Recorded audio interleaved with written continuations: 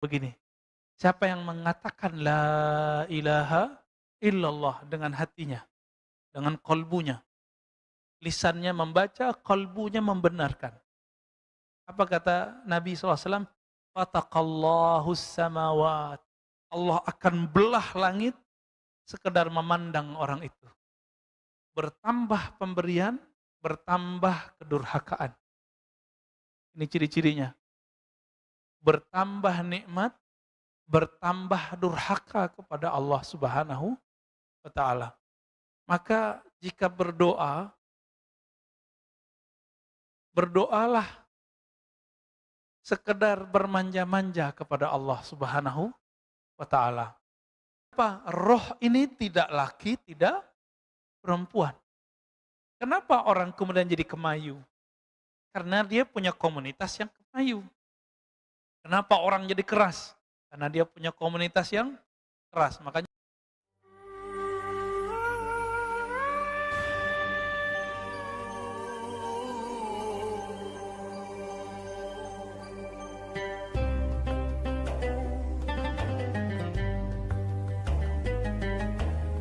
kita sampai kepada hikmah yang menyebutkan kalimat talabuka minhu ittihamun lahu.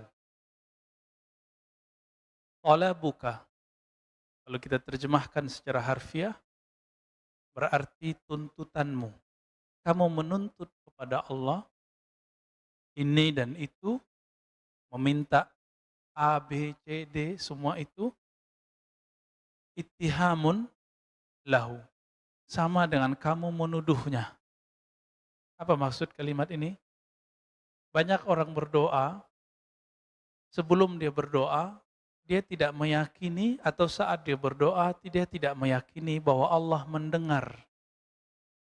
Atau Allah sudah tahu apa yang dia mau katakan. Ini sudah pernah kita singgung di kajian Risalah Kusyairiyah, tapi lafaznya ada dalam hikam. Jadi kebanyakan orang berdoa, dia ingin memberitahu kepada Allah. Padahal Allah sudah tahu. Allah sudah tahu kebutuhan kita sebelum kita menyampaikannya kepada Allah. Salah satu sifat Allah adalah alim. Allah maha mengetahui. Dan itu asma'ul husna. Wa huwa bikulli syai'in alim. Dia terhadap segala sesuatu maha mengetahui. Bahkan di ayat-ayat sebelumnya, innallaha alimum bidzatis sudur. Allah maha mengetahui apapun yang tergores di dalam dada ini. Artinya belum saya lafazkan, belum kita lafazkan, Allah sudah tahu. Jadi supaya kalimat ini tidak mengenai kita, bagaimana caranya? Sebelum berdoa, maka panggillah Allah terlebih dahulu. Ya alim, wahai yang maha mengetahui isi hati. Nah, ini diajarkan oleh Imamuna Abul Hasan Asy-Syadzili. Imam Abul Hasan Asy-Syadzili itu mengajarkan kalimat ini. Allahumma ya alim ya azim ya halim. Anta rabbi wa ilmuka hasbi. Fa ni'mar rabbur rabbi wa ni'mal hasbu hasbi. Ya Allah yang maha mengetahui, yang maha santun, yang maha bijak. Ilmumu, pengetahuanmu mengenai hajat di dalam diriku, itu sudah cukup bagiku. Engkaulah sebaik-baik Tuhan, sebaik-baik yang mengurus hambanya. Jadi kalimat ini menegur kita semua, tolong Bapak, Saudara, karena Allah setelah ini jika berdoa, jangan berkeyakinan memberitahu Allah. Karena sebelum kita dicipta, Allah sudah tahu. Yakin atau tidak? Sebelum kita ada, Allah sudah tahu belum kebutuhan kita? Allah sudah tahu. Oleh karena itu, sebelum berdoa, nah dibaca ini, minimal ya alim, ya alim. Wahai yang maha mengetahui isi hatiku. Berarti doa itu untuk apa? Maka doa ada dua. Ada orang berdoa karena dia ingin memberitahu Allah, ya'laman ilallah, memberitahu Allah, ini buruk adabnya. ini menuduh Allah Subhanahu wa Ta'ala. Ada doa level 2. Doa apa ini? Doaul khalil li khalilih, al-habib li habibih. Curhatnya seorang kekasih kepada kekasihnya. Saya mau tanya, orang yang curhat sebenarnya dia sudah tahu belum apa jalan keluar masalahnya? Rata-rata sudah, cuma dia ingin tenang. Ketika Nabi Ibrahim alaihissalam, beliau mengatakan, ya Allah, arini kaifa tuhyil mauta. Tunjukkan kepadaku bagaimana cara engkau menciptakan yang hidup, menciptakan yang hidup, menghidupkan yang mati. Allah bertanya, apakah engkau tidak beriman kepadaku? Apa jawaban Nabi Ibrahim? Bukan ya Allah, tetapi supaya hatiku lebih tenang. Maka doa itu untuk menenangkan hati. Nah, maka di kalimat berikutnya ini berkaitan dengan kisah Nabi Ibrahim. Talabuka lahu ghibatan minka. Kamu menuntut bukti tentang kehebatannya, itu karena hatimu lalai kepadanya. Kita pengen nih bukti. Ini sebenarnya doa ini dikabulkan gak sih? Karena kita nggak tahu bahwa Allah Maha melihat hati. Beda dengan Nabi Ibrahim. Nabi Ibrahim selalu bersama Allah perasaannya. Tetapi beliau hanya ingin menambah ilmu. Disebut dengan ilmu yakin. Ilmu yakin. Naik menjadi ainul yakin. Beliau melihat sendiri bagaimana Allah Subhanahu wa Ta'ala menciptakan makhluknya dari kematian menjadi hidup. Bapak saudara makan Allah, jamaah subuh yang pasti diberkahi Allah Subhanahu wa Ta'ala. Maka jika berdoalah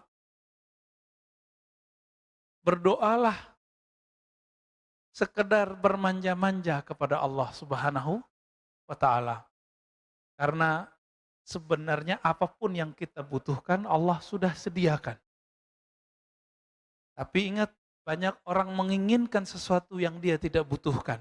Itu sebabnya Allah tidak beri. Allah hanya memberikan sesuatu yang kita butuhkan, bukan yang kita inginkan. Ciri-ciri orang dapat nikmat, dia diberi nikmat apa yang dia butuhkan. Lawan dari nikmat namanya istidraj. Apa arti istidraj? Istidraj itu dari kata daraj. Apa arti daraj? Azab yang disisipkan dalam nikmat, dalam pemberian. Bertambah pemberian, bertambah kedurhakaan. Ini ciri-cirinya. Bertambah nikmat, bertambah durhaka kepada Allah Subhanahu wa Ta'ala. Nggak usah jauh-jauh memikirkan nikmat itu hanya duit, rumah, pasangan, anak. Enggak. Nikmat itu hidup ini. Maka nikmat dibagi dua. Masih ingat? Ada nikmat kita diadakan Allah. Ada nikmat kita tetap langgeng hidup kita sampai sekarang. Ini disebut dengan nikmat imdad. Yang pertama disebut dengan ijad. Bapak saudara makan Allah, kenapa kita sebut kita ada ini nikmat? Satu kali Nabi Musa alaihi salatu wassalam berdoa, ya Allah, jadikan aku Nabi akhir zaman. Apa kata Allah? Sudah ada Muhammad bin Abdullah. Nabi Musa, ya mirip-mirip Bani Israel, karena Bani Israel begitu semua. Permintaannya banyak. Maka Nabi juga banyak minta. Tapi mintanya Nabi Musa, itu Allah anggap sebagai manjanya Nabi Musa.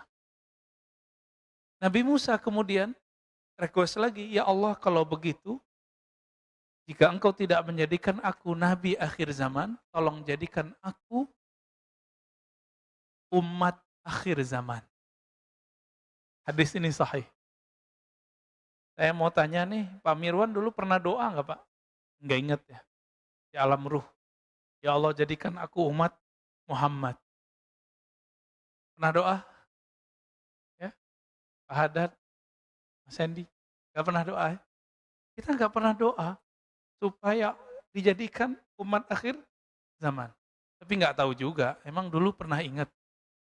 Dulu ketemu Allah pun kita tidak ingat. Maka orang-orang yang Allah ciptakan dan Allah buat dia terlahir di akhir zaman, ini yang namanya nikmat ijad, nikmat diwujudkan di akhir zaman. Selevel Nabi Musa tidak dijadikan sebagai nabi akhir zaman, enggak juga jadi umat akhir zaman. Bayangkan itu. Kita enggak perlu minta dan Allah jadikan umat akhir zaman. Coba bayangkan lagi. Nanti jika Imam Mahdi keluar jadi imam, yang jadi makmum siapa? Nabi Isa. Secara pangkat lebih tinggi pangkat Nabi Isa. Tapi secara tugas, lebih banyak tugas Al-Mahdi. Berarti Al-Mahdi ini siapa? Al-Mahdi ini pewaris hakiki Rasulullah Sallallahu Alaihi Wasallam. Semua ilmu Nabi nanti turun kepadanya. Makanya selevel Nabi Isa harus menjadi makmum. Karena Al-Mahdi khalifatul Rasul, khalifatullah, pengganti, pengemban tugas kerasulan, tapi Rasul sudah tidak ada. Maka beliau hanya disebut sebagai wali Allah. Disebut sebagai khalifatullah. Maka khalifah itu cuma 5, Pak. Khalifatullah itu cuma 5. Abu Bakar, Umar, Utsman, Ali, terakhir Al-Mahdi.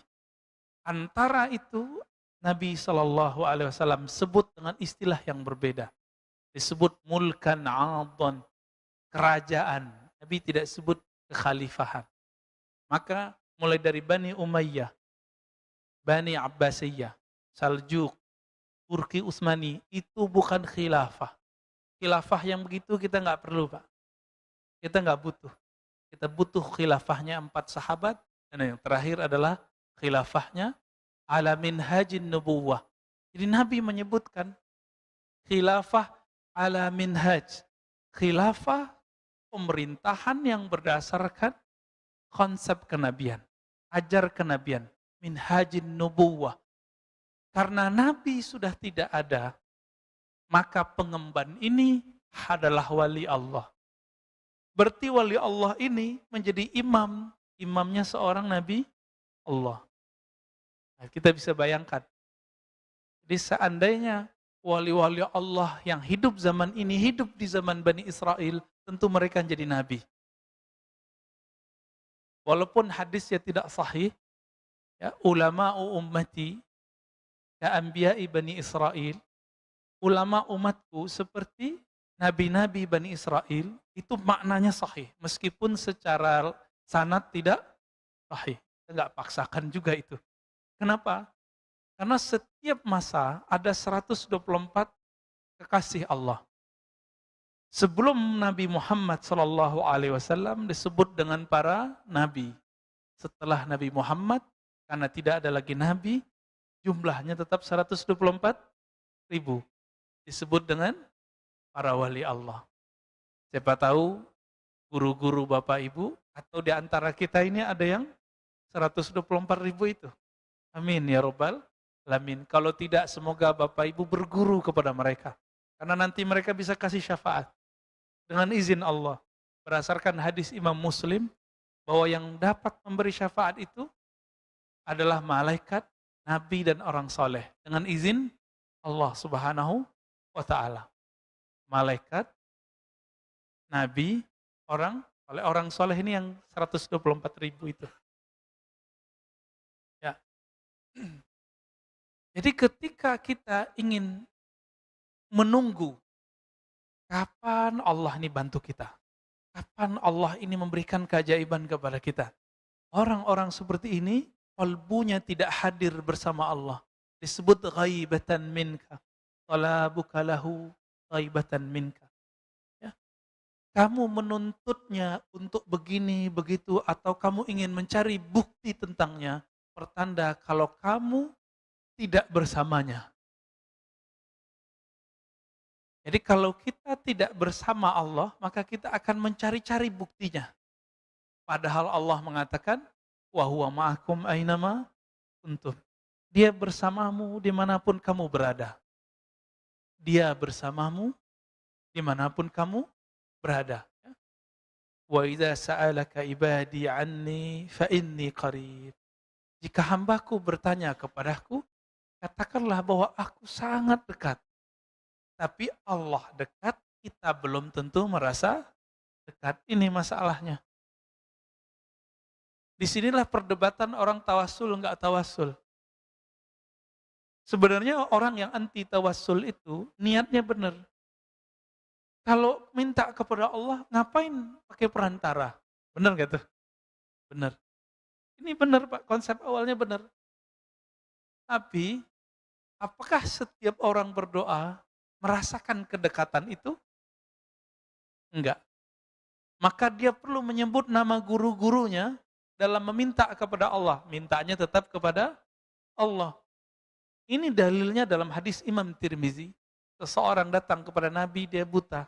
Wahai Rasulullah, doakan aku supaya mataku bisa melihat. Apa kata Nabi?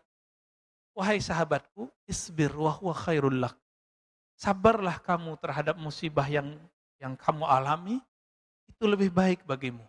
Karena dosa mata banyak gak Pak? Banyak sekali ya. Mau dia wali, mau dia ustadz, mau dia jamaah, sama. Lalu orang itu meminta lagi sampai 3 kali. 3 kali dia meminta. Akhirnya Nabi mengatakan, asbighil wudu. Berwuduklah kamu dengan sempurna, summa salli rak'atain wa qul. Lalu salatlah 2 rakaat, lalu bacalah doa ini. Doanya doa tawassul. Ya Allah, inni atawajjahu bika binabiyyika. Ya Allah, aku meminta menghadap kepadamu dengan menyebut nama nabimu. Maka tawassul itu bukan minta kepada nabi, kepada orang soleh. Hanya menyebut nama orang soleh supaya kita pede. Ya, agar ada percaya diri dalam berdoa. Ini hakikat tawassul. Jadi tolong diluruskan, tawassul bukan meminta kepada selain Allah Subhanahu wa taala. Lalu dalam hadis itu, ya Muhammad, inni atawajjahu bika ila Rabbi. Wahai Muhammad, wahai Nabi Muhammad, wahai Rasulullah, aku bermediasi menyebut namamu di hadapan Rabbku, meminta Rabbku, fasfa'li fiyya, maka berilah aku syafaat. Dia usap matanya, langsung dia bisa lihat, Pak. Kenapa orang ini mesti menyebut nama Nabi? Karena kalau dia tidak menyebut nama Nabi, seperti orang buat proposal, nggak ada ACC-nya. Dicuekin sama yang diminta. Bukankah Allah maha dekat? Kenapa sahabat ini tidak berdoa di rumahnya? Kalau seandainya Allah itu maha dekat, kenapa dia tidak meminta di mana saja? Allah maha dekat, tapi orang ini tidak merasa dekat. Itu maknanya. Karena dia tidak merasa dekat, Allah pun tidak merasa dekat kepadanya. Ana inda dhanni abdi, aku berdasarkan keyakinan hambaku. Ini terjemahan saya. Terjemahan biasa, aku berdasarkan prasangkaan hambaku. Itu lewat ya terjemahannya. Bukan itu terjemahannya. Aku berdasarkan keyakinan hambaku. Apa keyakinan kita saat berdoa? Allah nggak dengar, Allah nggak mau dengar. Padahal Allah maha mendengar. Itu sebabnya juga Bapak Saudara makan Allah kalau berkunjung ke kampung-kampung, meskipun ya kita tidak semuanya sesuai dengan metode ini, tapi guru-guru kita yang lama, baik di Indonesia ataupun di Suriah, di Arab, di Yaman, mereka sebelum berdoa mereka tahlil dulu. Saya juga mikir-mikir, kenapa ini? Alasannya apa? Kan Nabi tidak mencontohkan dengan cara itu secara rutin, sesekali iya, sesekali tidak. Kan mereka zikir dulu Pak. Afdhalu dzikri la ilaha illallah, terus orang tahlil. Ya, benar nggak? Setelah itu baru doa. Apa ini rahasianya? Kita usut, kita teliti. Ternyata ada dalam riwayat Imam An-Nasai. Bahwasannya Man qala la ilaha illallah. Lebih kurang begini. Siapa yang mengatakan la ilaha illallah dengan hatinya, dengan kolbunya. Lisannya membaca, kolbunya membenarkan. Apa kata Nabi SAW? Fataqallahu samawat. Allah akan belah langit sekedar memandang orang itu. Saya mau tanya, sebelum orang itu baca la ilaha illallah, Allah sudah memandang belum kita semua? Sudah. Lalu pandangan apakah ini? Inilah pandangan kewalian, pandangan rahmat. Siapa yang membaca ini, maka Allah pandang dia dengan pandangan cinta. Itu sebabnya Bapak Sarmakan Allah, kita kalau melihat ahli zikir, hati kita kemudian jadi teduh. Apa kata Nabi SAW ketika ditanya, ya Rasulullah, siapakah wali Allah itu? Dijawab oleh Nabi, man idza ru'u dzukirallah. Orang yang jika engkau pandang dia, orang itu adalah energi zikir. Jika engkau memandangnya, engkau teringat kepada yang dia ingat. Siapa yang dia ingat? Allah. Nah, ini hadis Nasa'i ini membuat saya merinding Pak waktu baca. Ya. Siapa saja yang membaca la ilaha illallah. Tidak ada yang berhak disembah, tidak ada tempat bergantung kecuali Allah. Maka Allah belah langit, fataqas samawat. Allah belah langit semua, kalau Allah pandang orang itu dengan pandangan khusus, pandangan spesial. Mau seperti itu? Nah, maka nanti setiap pagi, setiap sore, Bapak Saudara makan Allah, baca kalimat ini minimal 100 kali. 100 kali cukup. Karena 10 sama dengan 100, 100 sama dengan 1000. Berarti 1000 kali Allah memandang kita dengan pandangan rahmat. Mau gak tuh? Meninggal jadi waliullah Pak. Kekasih Allah. Meskipun kekasih Allah yang umum, itu sudah cukup. Jadi ilmu itu gak usah berat-berat. Jalan menuju Allah itu gak usah tinggi-tinggi. Ternyata ada di kalimat yang sudah kita dengar setiap 5 waktu, sudah kita pelajari semenjak dari kecil, bahkan kita dengar ketika kita baru lahir di muka bumi. Apa itu? La ilaha illallah. Tapi mungkin kita bertanya, ya Allah, kenapa aku baca namamu, baca la ilaha illallah, tapi tidak terasa bergetar di dalam kolbuku. Kita tidak bergetar ketemu orang, karena kita nggak kenal dia. Kalau kita kenal dia, muncullah rasa sayang, rasa cinta. Kalau sudah muncul rasa cinta, baru bertemunya, menyebut namanya, membuat hati bergetar. Gitu. Jadi kenalilah Allah. Itu sebabnya wajib belajar ilmu akidah. Wajib belajar ilmu syukur. Karena dengan ilmu syukur ini orang bisa mengenal Allah Subhanahu wa ta'ala. Di sini sudah ada kajian Asmaul Husna? Belum ya? Semoga nanti sudah ada ya. Jangan saya lagi Pak, saya udah 2 kali di sini. Ya. Nanti semoga ada ustadz mengkaji Asmaul Husna, tapi dengan sanad yang nyambung, bukan dibuat-buat. Ya.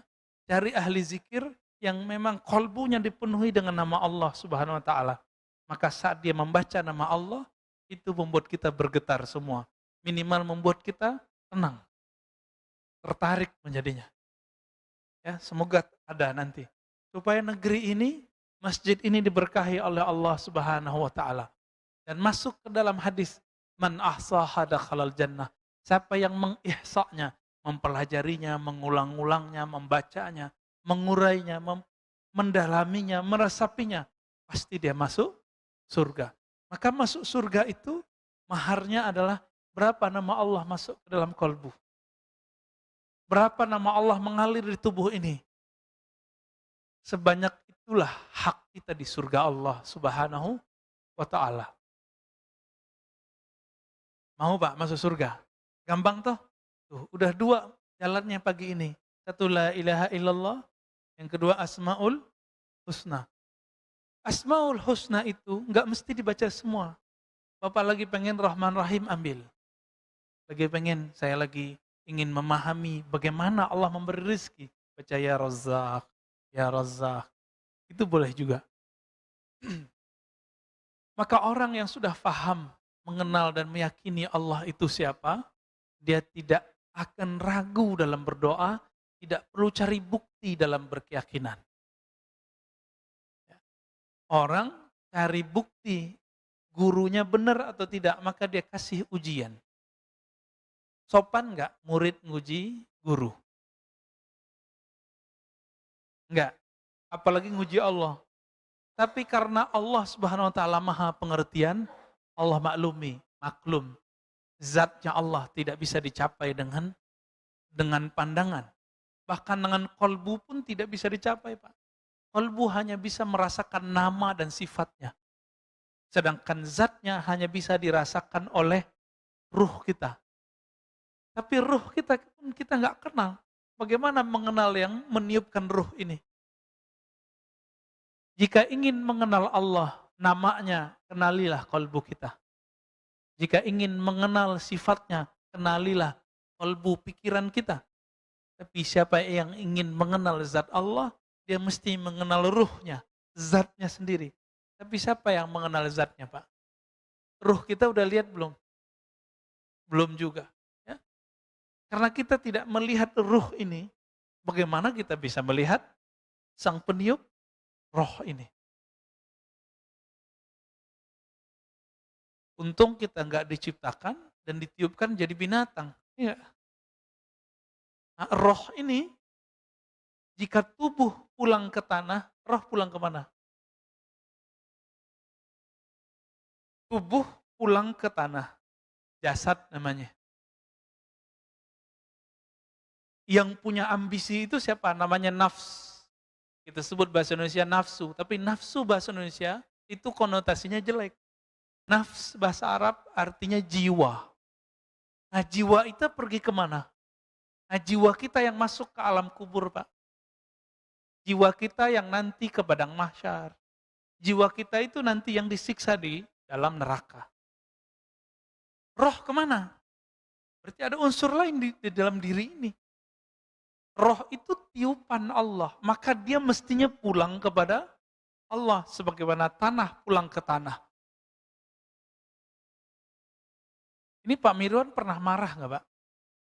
Rasanya panas nggak? Kenapa panas? Emang ada apa? Ada api di dalam? Nggak ada. Kenapa kita bisa panas? Ternyata di Quran ada bahan dari tubuh kita ini disebut dengan salsal kal fakhar. Jadi tanah liat yang dibakar. Mirip-mirip seperti tanah apa yang buat rumah kita ini, Pak. Nah, bata itu kan dibakar. Jadi ada tanah humus, tanah hitam, ada tanah ini, ada tanah itu. Karena di tubuh ini lengkap semua bahan itu, maka ada unsur panas dalam tubuh ini. Ditambah dengan makanan yang dibakar, makanan yang digoreng, ya, yang ahli masak nih. Dan itu energi pindah ke makanan. Itu kita makan, Pak. Oleh karena itu Nabi SAW kalau makan itu menunggu adem dikit. Supaya energi panasnya tidak pindah ke dalam badan. Bukan cocok logi, Pak. Emang begitu hadisnya. Ya? Dan Nabi mengatakan, makanan yang tidak panas itu berkah. Anget boleh, panas jangan. Dan benar, kita bertemu orang umur 80-an, giginya belum banyak yang rontok. Saya tanya, apa alasannya, apa pengalaman Bapak ini kok gigi masih utuh-utuh aja nih? Apa jawaban beliau? Saya tidak makan terlalu panas atau minum terlalu dingin. Gitu. Tantangan kita semua Pak ya. Kita kalau minum pengennya dingin, kalau makan pengennya panas. Lidah aja rasanya langsung sariawan, langsung panas. Apalagi gigi tuh. Ya. Apalagi perut. Coba lihat nih. Ternyata yang suka sambel dong bukan orang Sumatera, Pak. Orang Sunda, orang Jawa Timur, aduh sambelnya Masya Allah. Ya, waktu kita pernah ada tugas dulu ke pelosok Bandung, itu nggak ada cabai merahnya Pak, adanya cabai rawit doang. Ulek. Ya. Kita makan itu, aduh saya guling-guling Pak ya. Pedasnya bukan main. Bukan berarti kita jadi pedes gara-gara itu, bukan ya. Baik. Jadi apabila roh ini tidak berpulang kepada Allah, maka kita belum selesai tugasnya. Belum sempurna, inna lillahi wa inna ilaihi rajiun. Kita milik Allah, kembali kepada Allah. Yang Allah tiupkan itulah yang mesti harus kembali kepadanya. Ya. Apa kata Allah tentang Nabi Adam? Tatkala aku telah menyempurnakannya, sawaituhu. Lalu Allah mengatakan, nafakhtu fihi min ruhi. Aku hembuskan ke dalam tubuh Nabi Adam itu rohku. Roh ini yang disebut dengan inti kehidupan. Tapi roh ini sebelum dihembuskan ke dalam ini, maka tubuh ini kan banyak zulumatnya, banyak kegelapan, banyak sifat-sifat yang tidak baik di dalamnya. Ini seperti roh itu dicelupkan ke dalam kegelapan-kegelapan. Itu sebabnya roh kita ini disebut oleh Nabi, ad-dunya sijnul mu'min. Rohmu terpenjara di dunia. Yang memenjaranya bukan alam yang di luar ini, tapi tubuh ini. Roh itu tidak laki, tidak perempuan, maka roh tidak punya syahwat. Jadi roh kita bukan laki, enggak perempuan. Jadi rohnya Pak Haddad sama istrinya, Pak Haddad sama. Enggak laki, enggak perempuan. Tapi ketika dicelupkan ke dalam tubuh ini, baru dia bernama laki, bernama perempuan. Maka tidak ada namanya alasan. Ya, beberapa psikolog-psikolog yang menyesatkan umat, yang mengatakan bahwa hombreng-hombreng ya, itu dia perempuan, tapi bertubuh laki-laki. Ini tidak benar. Dia nggak paham dia. Dia nggak mengerti alam rohani, komentar tentang alam rohani. Kenapa? Roh ini tidak laki, tidak perempuan. Kenapa orang kemudian jadi kemayu? Karena dia punya komunitas yang kemayu. Kenapa orang jadi keras? Karena dia punya komunitas yang keras. Makanya orang gunung itu dengerin orang pantai kaget-kaget, Pak. Ya, rasa-rasa kena bentak terus. Ya. Orang tinggal besar di pasar, preman, itu dengan orang yang anak komplek kan beda. Kan beda. Karena perbedaan itu. Maka disebutlah orang-orang ini dengan bi'ah atau qarin, teman. Tapi kita punya qarin yang batin. Qarin dari kalangan jin. Besar kemungkinan orang-orang yang dia merasa dirinya beda dengan tubuhnya, itu karena qarinnya berbeda. Dia laki, tapi qarinnya perempuan. Maka dia menjadi banci. Sebaliknya begitu. Ya, ini penjelasan beberapa masyayikh kita. Tapi ilmu ini tidak dijelaskan secara detail di dalam syariat. Ya. Nabi hanya mengatakan ketika Aisyah berseloroh, ente enak Rasulullah. Ya. Apa yang kata Nabi? Iya, setanku sudah diislamkan oleh Allah. Korinku sudah diislamkan oleh Allah. Jadi Nabi jangankan korinnya, setannya Islam, Pak. Beruntung yang jadi setannya Nabi. Kita lahir, itu ada puluhan bahkan ratusan syaitan lahir bersama kita. Tapi juga ada puluhan malaikat membersamai kita. Namun juga ada qarin. Nah, qarin ini satu biasanya. Qarin ini jika ada, dia biasanya agak iseng. Ya, ada yang jahat. Maka qarin ini perlu diislamkan. Tapi kalau setan kita nggak bisa diislamkan. Hanya setannya Nabi yang bisa diislamkan.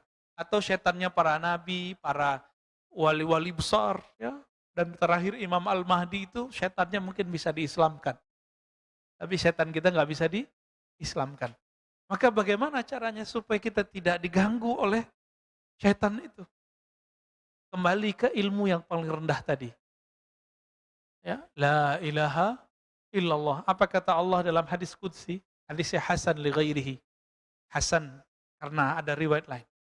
La ilaha illallah hisni. La ilaha illallah itu adalah bentengku. siapa yang masuk ke dalam bentengku, dia aman dari gangguan-gangguanku. Nah, maka hari ini, jika ingin dijaga Allah dari syaitan, silakan baca La ilaha illallah. Jika nggak sanggup 100, 10. Tapi 10-nya lengkap. La ilaha illallah wahdahu la syarikalah. Lahul mulku wa lahul hamdu. Wa huwa ala kulli syai'in qadir. Berapa kali? 10 kali. Zikir itu nggak perlu banyak. Yang penting rutin dan meresapi maknanya. Rutin meresapi makna. Pegang itu Pak duanya. Ini yang disebut dalam Al-Quran. Innalladzina qalu Rabbunallah summa istaqamu. Sesungguhnya orang-orang yang mengatakan Rabb kami Allah, lalu mereka istiqamah. Maka Sayyidatuna Aisyah mengatakan, amal yang sedikit lebih Allah sukai daripada amal yang banyak tapi tidak istiqamah. Sedikit istiqamah lebih baik daripada banyak tidak istiqamah.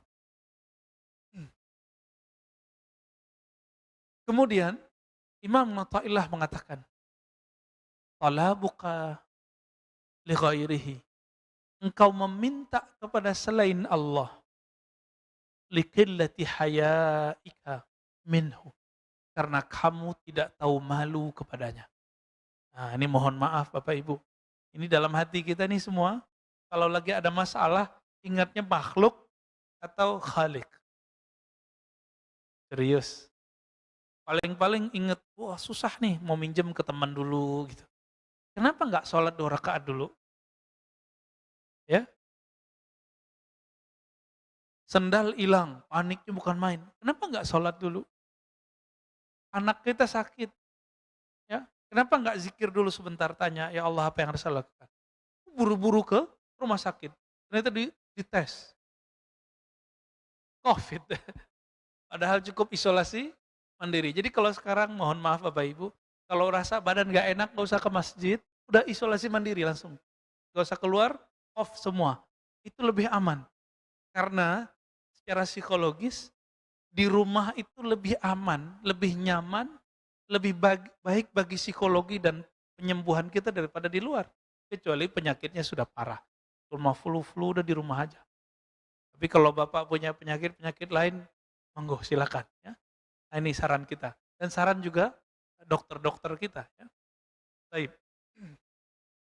Jadi orang yang ketika ada masalah, ketika ada kebutuhan, terus minta kepada selain Allah. Termasuk minta ke kiai. Doain Pak Kiai. Menurut kita baik ya? Menurut kita sih baik. Tapi kenapa kita minta kepada kiai? Karena kita nggak yakin sama doa kita. Ya, masih mending mintanya ke kiai. Daripada mintanya ke ki selamat tahu-taunya kerbau. Ya. Minta ke kiai kan tawasul namanya. Boleh. Pak Kiai doain saya, Syekh doain saya, Habib doain saya, itu bagus. Maka bagaimana caranya supaya kalau kita ada masalah, yang pertama kita ingat adalah Allah Subhanahu wa taala. Maka ada caranya. Ingatlah Allah saat senang. Dengan cara mensyukuri nikmatnya dan berbagi. Gimana caranya? Syukuri nikmatnya dan berbagi. Yang kedua,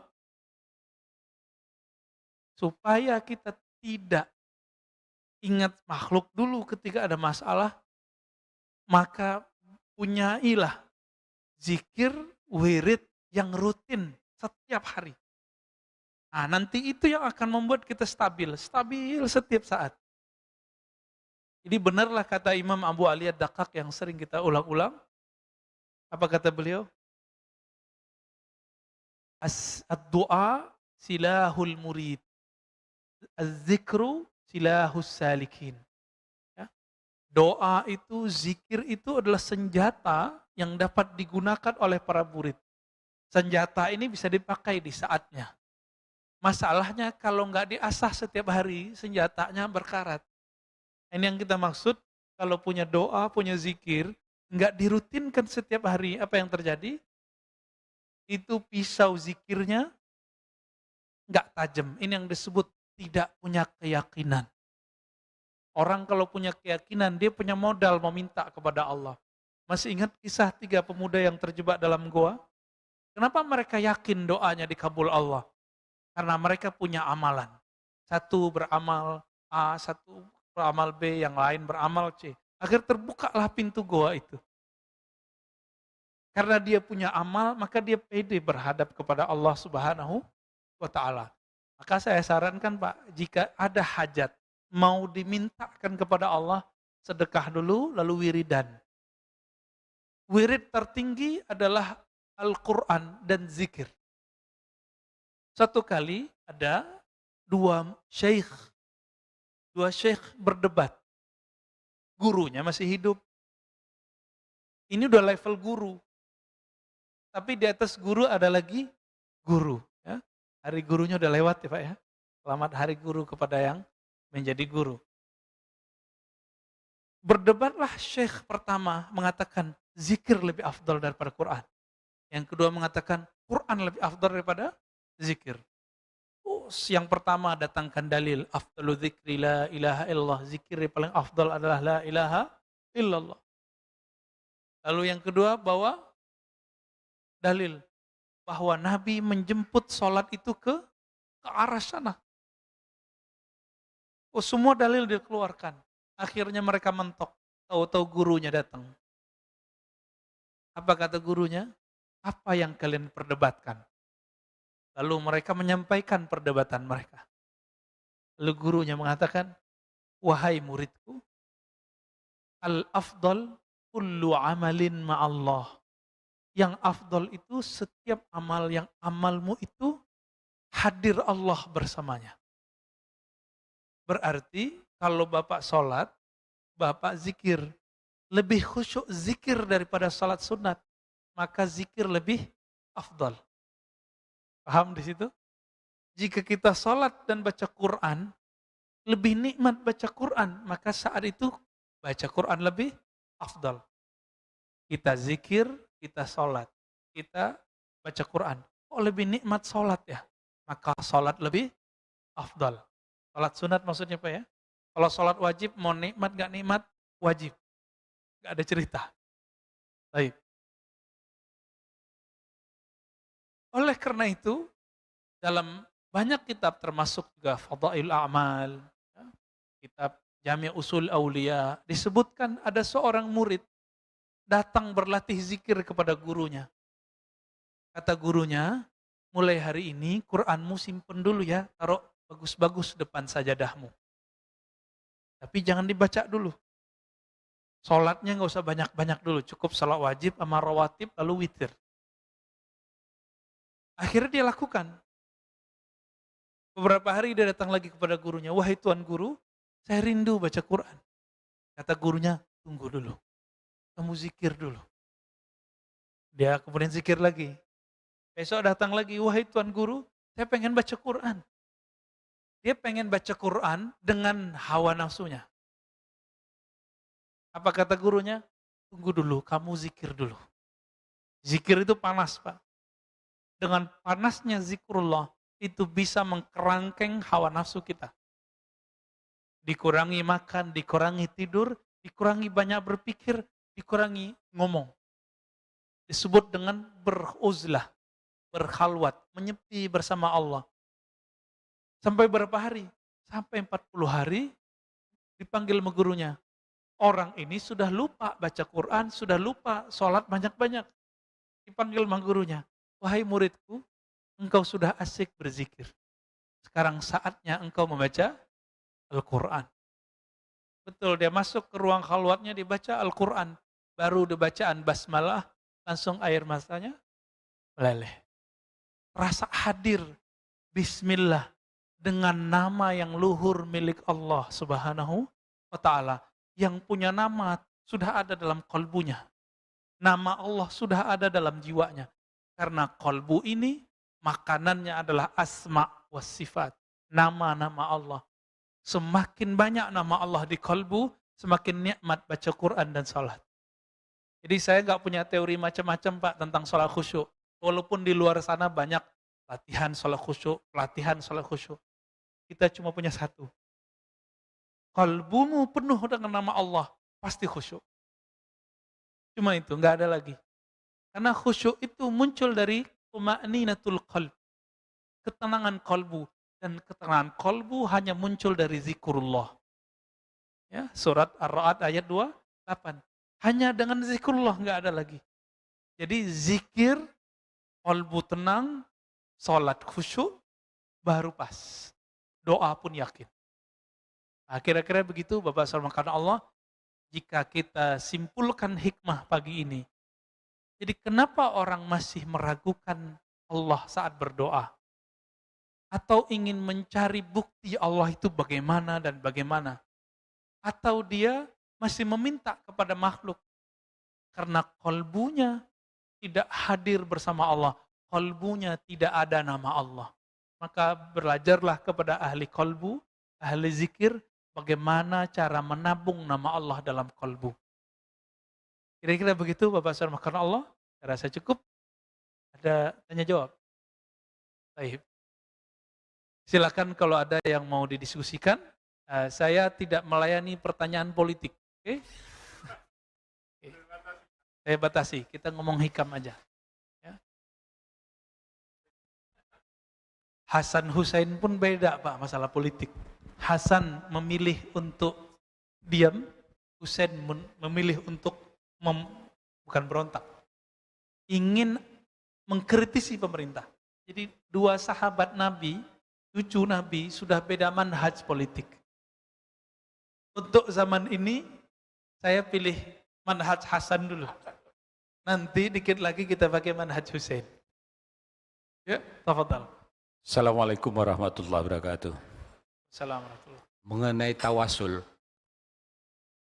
banyak orang yang tawasul itu tidak langsung kepada Rasulullah. Ya, dengan wali Songo lah, wali ini, wali itu. Mengapa enggak? Ya, mengapa enggak langsung ke Rasulullah? Oke. Ya. Ya, ada yang Abdul Qadir Jailani, Siti Senjenar. Apa enggak langsung ke Rasulullah? Ya, satu. Yang kedua, tadi kita dianjurkan wiridan. Wiridan itu bahasa apa sih sebenarnya? Ya. Setahu saya kalau bahasa Inggris ini wirid kita membaca. Wirid. Ya, membaca-baca gitu ya kan. Ha? Makanya ada dulu sekelompok orang-orang Muhammadiyah wiridan. Baca sendiri, ngapain kalian rame-rame ke masjid wiridan? Kira-kira begitu. Demikian, Assalamualaikum warahmatullahi wabarakatuh. Assalamualaikum. Pak Mirwan ini Muhammadiyah 99%. 1%-nya NU Pak. Kenapa tawasul itu enggak ke Nabi? Nah, terima tawasul ke Nabi itu sudah ada dayah di dalam dirinya tuh ya. Orang Aceh kan dayah Pak ya. NU ada nggak di Aceh? Ada ya.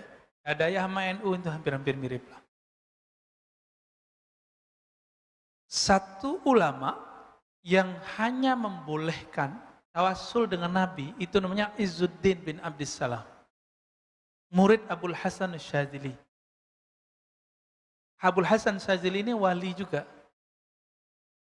Ya, ketika Syekh Abdul Qadir Jilani sudah wafat, beliaulah pimpinan walinya. Nah, salah satu muridnya yang ahli fikih, ahli hadis namanya Izzuddin bin Abdissalam. Apa kata beliau? Tawasul cukup sama Nabi. Selain Nabi gak usah.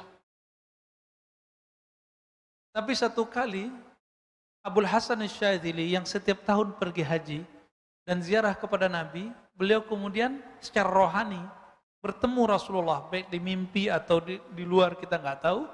Lalu pulang-pulang Abul Hasan Syadzili bawa kabar. Masuk ke majelis Izzuddin. Izzuddin lagi duduk Pak, lagi mensyarah. Ketika diminta Izzuddin untuk Abul Hasan Syadzili untuk menjelaskan kalam-kalamnya, sebelumnya dia buka dengan penjelasan, wahai Izzuddin, aku bertemu secara rohani dengan Rasulullah dan Rasulullah mengucapkan salam kepadamu. Merinding pada langsung. Nah, semenjak saat itu dia pun mulai berubah. Berarti tawasul bisa juga dengan orang yang mengenal Rasulullah, pewaris ilmu Rasulullah.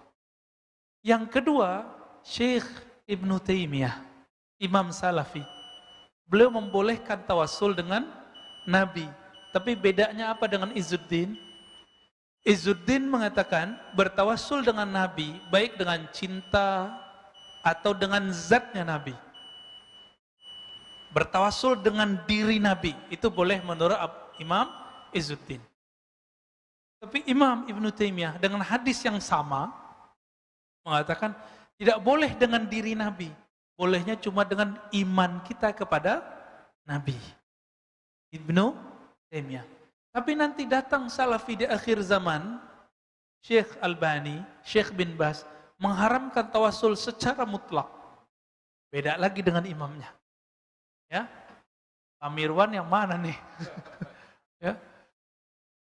Adapun jumhur ulama ahlu sunnah di Mekah, dulu ada namanya Sayyid Ahmad Zaini Dahlan. Imam-imam kita dari Indonesia, ya, Syekh Mahfud Tarmasi, ya, Ahmad Khatib Minangkabawi, itu berguru kepada beliau, Sayyid Ahmad Zaini Dahlan. Tapi lebih banyak berguru kepada Bakri Syata, pengarang kitab I'anatul Talibin. Ini mereka termasuk juga ayah Buya Hamka, Syekh Abdul Karim, ya.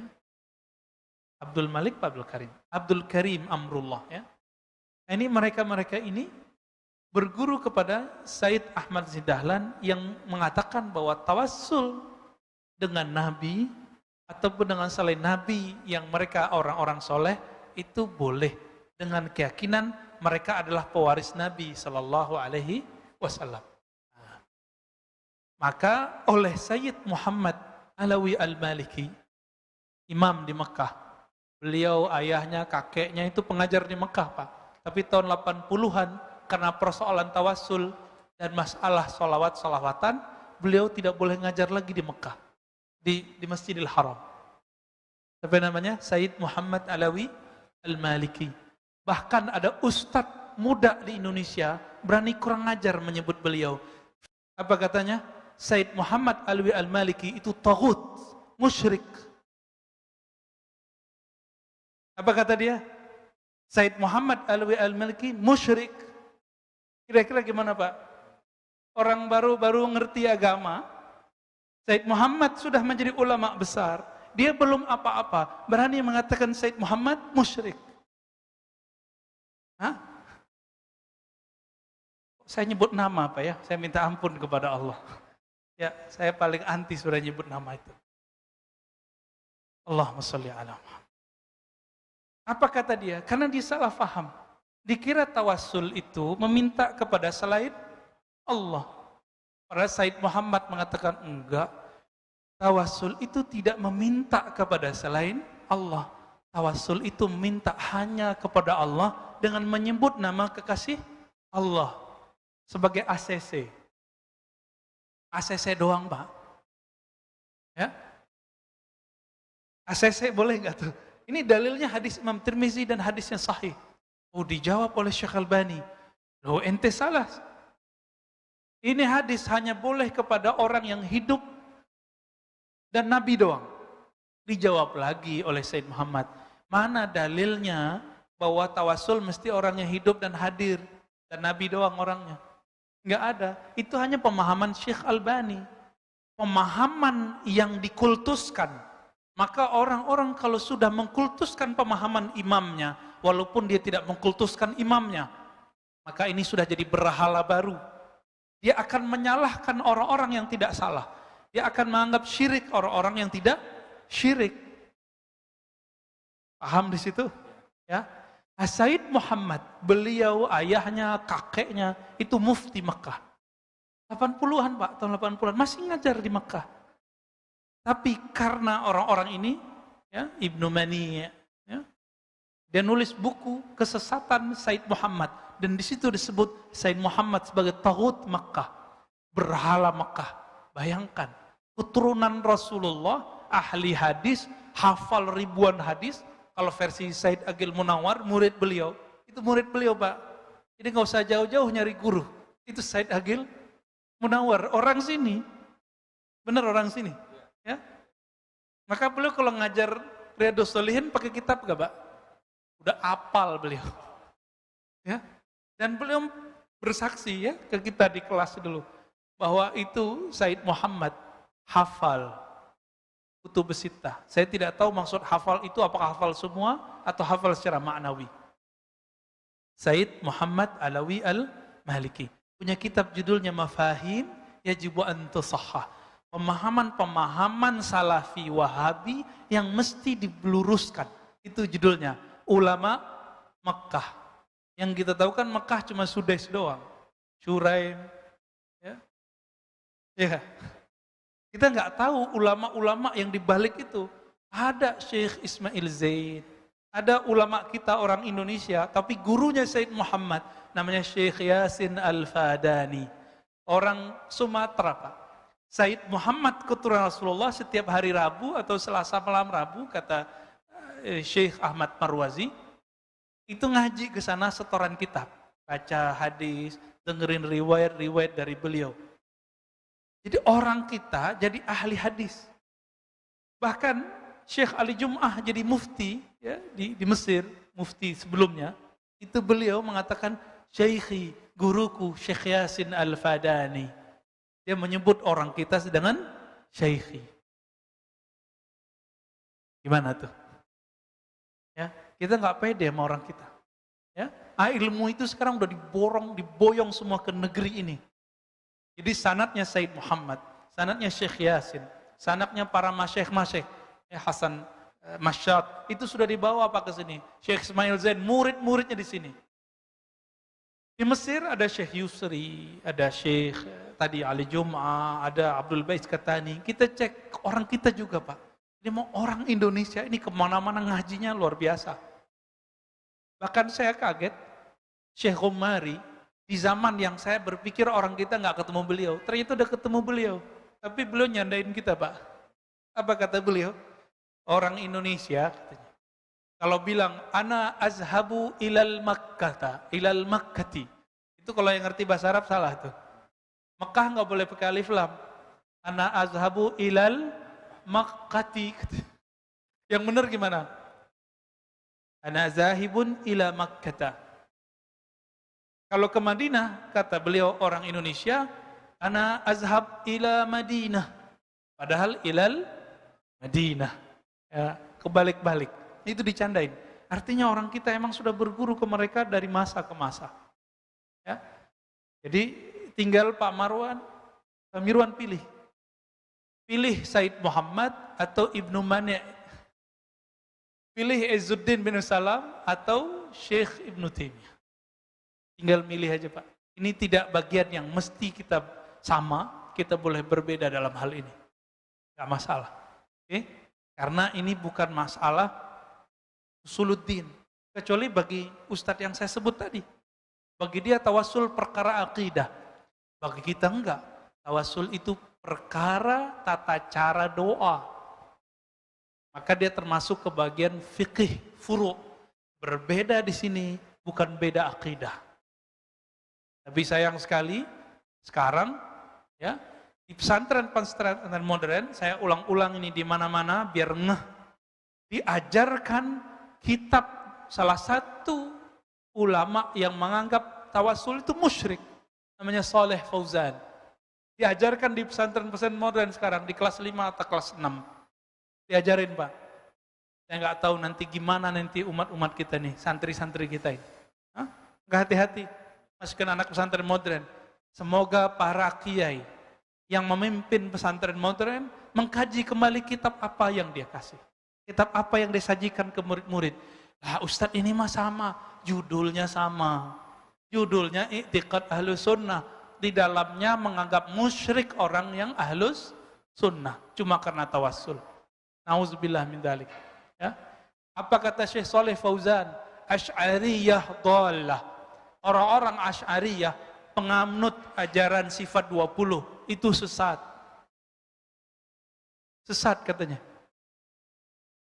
Ketika Syekh Ali Muhammad As-Salabi, ya, orang Libya, beliau nulis tentang Asy'ariyah dan ditanya mengenai Asy'ariyah, Ahlus Sunnah atau bukan? Apa kata beliau? Sejauh yang saya baca ya Ahlus Sunnah. Ini langsung dibantah oleh Syekh Saleh Fauzan. Apa kata dia? Bukan. Asy'ariyah bukan Ahlus Sunnah. Jadi kita ini bukan Ahlus Sunnah, Pak. Ya, Makanya Said Muhammad dianggap oleh dia bukan ahlus sunnah.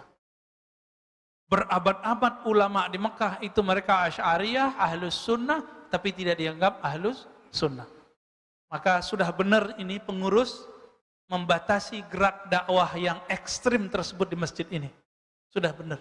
Ya, saya mendukung sepenuh hati dan kita doakan semoga kita istiqomah dan persatuan kita dijaga oleh Allah Subhanahu wa taala. Yang kedua tadi apa, Pak? Wiridan. Oke. Ini bukan bahasa Inggris, Pak. Bukan wirid, ya. Ini al-wird. Wirdun. Warada yaridu. Asal katanya sama dengan itu. Apa arti wird? Wirid itu zikir yang sudah dilanggengkan. Sholatkah, puasakah, sedekahkah, silaturahmi itu jadi wirid semua. Bahkan tidur yang digunakan untuk bisa tahajud itu wirid. Mau nggak tidurnya jadi wirid? Maka mulai malam nanti atau siang nanti kalau tidur siang, niatkan supaya kuat bertahajud. Maka tidurnya dihitung wirid, Pak. Dari mana kita tahu ini? Dari Nabi SAW. Nabi mengatakan, bantulah qiyamul lailmu dengan qailulah. Dengan tidur sejenak siang hari. Bukan kaitsurah, Pak, bukan tidur panjang. Yang kedua, Abul Hasan Syazili, guru Izzuddin. Abul Hasan ini kakek gurunya pengarang hikam. Makanya nyambung sudah ya. Apa kata beliau ke muridnya, khadamnya? Wahai muridku, jangan ganggu aku dari wirid. Lalu Abul Hasan Syazili tidur. Ngorok lagi, Pak. Muridnya karena patuh jadi gak diganggu. Tapi kemudian dia bertanya-tanya di hatinya, pertanyaan besar muncul di kepalanya. Katanya mau wirid kok tidur. Makanya guru-guru kadang-kadang aneh-aneh, Pak. Guru-guru itu kadang-kadang aneh, benar-benar aneh. Dan kita nggak boleh ingkar. Kita dalam hati bertanya boleh, tapi jangan ingkar.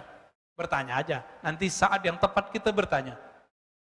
Bangun beliau, wudu, zikir, selesai zikir ditanya. Wahai Tuan Guru, katanya engkau mau wirid, kenapa tidur? Apa jawaban Imam Syazili? Tidurku adalah supaya qiyamul lail dan wiridku kuat. Maka tidurku adalah wiridku. Dicoba nih, mulai hari ini, malam nanti, ketika mau tidur, katakan, aku berniat untuk qiyamul lail, untuk zikir malam ini. Maka itu sepanjang malam Allah hitung, berwirid, walaupun tertidur. Wah enak nih ya. Walaupun ketiduran Pak, bangun-bangun udah azan, gak apa-apa. Nanti langsung setelah pulang dari masjid, qadha salat witirnya, baca wirid-wiridannya yang ketinggalan. Cara istiqomah cuma satu, mengqadha yang ketinggalan. Kalau kita nggak qadha yang ketinggalan, siap-siap bolong besok ya.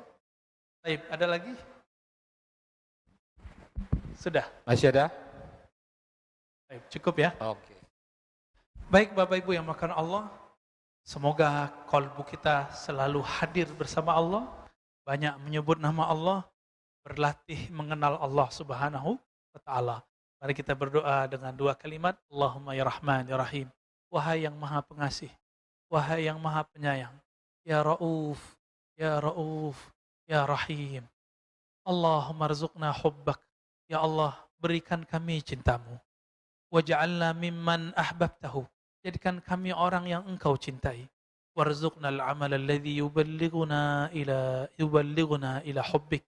Ya Allah, berikan kami keistiqomahan satu amalan yang membuat kami sampai kepada cintamu. Yang membuat engkau jatuh cinta kepadamu. Sehingga pendengaran kami adalah pendengaranmu. Sehingga pandangan kami adalah pandanganmu.